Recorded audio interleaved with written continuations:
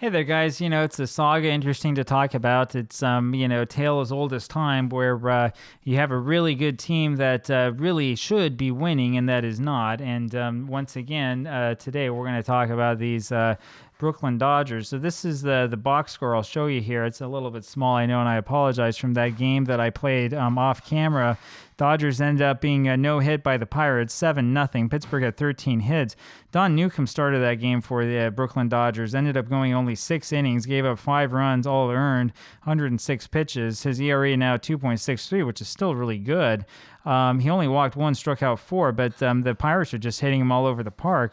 Meanwhile, Cliff Chambers, of course, no hits allowed, no runs allowed, only walked 2, struck out 5, so he more than equaled Newcomb and did it all in 110 pitches. 3.53 is ERA. Chambers is 6-1.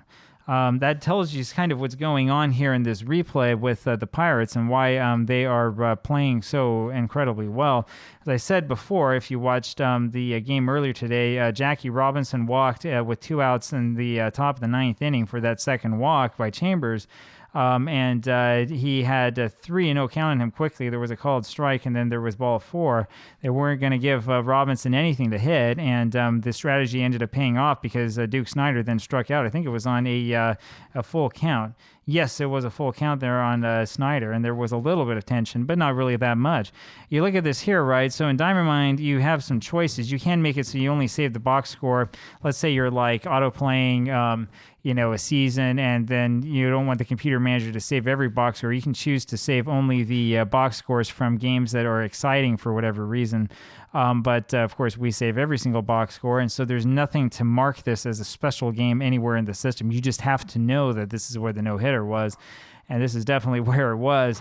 Man, oh man, what a game this was. That error that was committed by the Pirates was committed in the first inning, actually. It was the shortstop, Rojak, who committed one as Duke Snider was up hitting.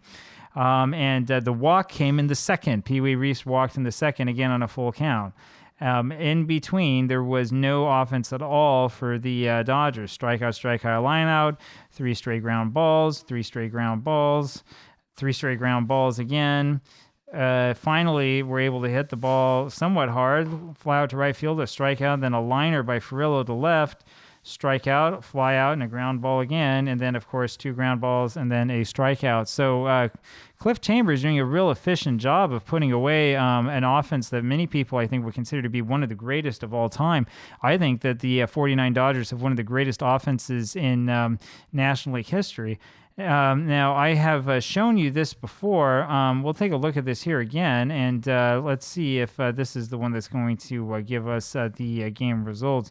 Of course, this is also small. You can probably not really see too much now. This is just the schedule. We want to see the game results here for the Dodgers, so I can kind of show you what's going on. Let's see here. Oh yeah, let's see here. Here we go. League game results is what we want. Tell you, it would be nice. Now this is going to give me the full. All right, let's see here. Would be nice if we had options that were a little bit. There we go. Team game results is what we want. Would be nice if these options were a little bit easier. In fact, it'd be nice if I didn't have to go into a different module to get all this set up. So I've talked about this before, right? And this is so small, I don't think anybody in the world can see it. But I'll read it to you, right? I've talked about it before. The Dodgers started off the season really, really poorly. They lost 3 in a row that first season in New York, lost to the Phillies. So they were 0-4, then a win, and then 2 more losses. So that made them, 1-6, right? And they started to win. They took 2 of 2 from Boston, both of which were close, and then lost 2 more to New York. 3 wins against the Phillies, who are a bad team, and that's just sort of the way it's been. It's been a couple wins here and then a couple losses, a couple wins, a couple losses, a couple wins, and a couple losses.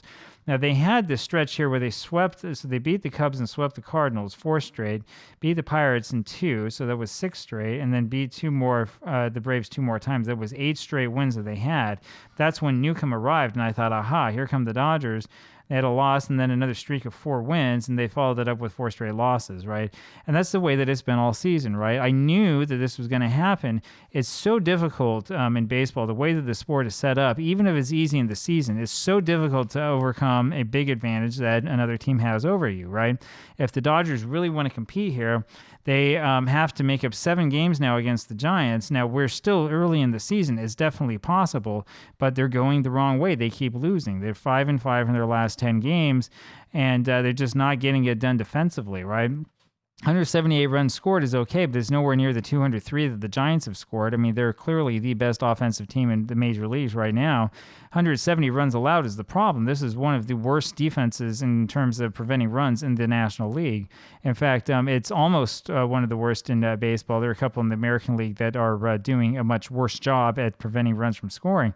But that's the problem that they're running into, right? And it's not necessarily the starting pitching as much as it is the relieving, and that's really where it's kind of falling apart for them. But it's kind of a little bit of irony that the Dodgers today, or yesterday, I should say, was, by the time you watch this, it'll be a couple of weeks ago, right? But in the game that I played right before today's game, 2 games before today's game, that the Dodgers were no hit. That's just the sort of season that it's been.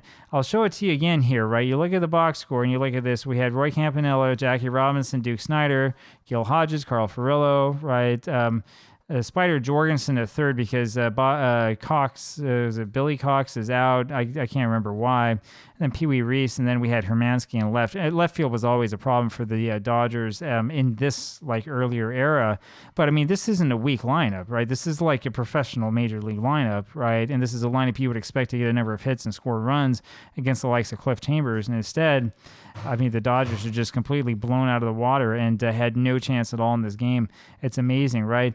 Giving up tons of hits to the likes of Castiglione, Ed Stevens, right? Dixie Walker, right? Monty Pascal, Stan Rojek. I mean, it's just amazing. It's amazing how this sport works. And I guess that's one of those things that just goes to show that you never know in baseball, and you never know who's going to win any given game. That's part of the real joy of the sport, I think. You get that a lot in other sports too, the NFL and stuff. We know any given Sunday and all of that. But in baseball, there's so much that still is kind of up to chance that when you do this type of project, you just don't know what you're going to get and what's going to happen, and really anything could happen. That's what we're seeing here. And so there that's the reason why replays are just so exciting and so invigorating, because you never know what'll happen. Maybe it will be the pennant race you thought, or maybe it'll be a pennant race between 2 teams that you had no idea would even have a chance. And so it is, and there you go. We'll talk to you again tomorrow. Take care. Bye.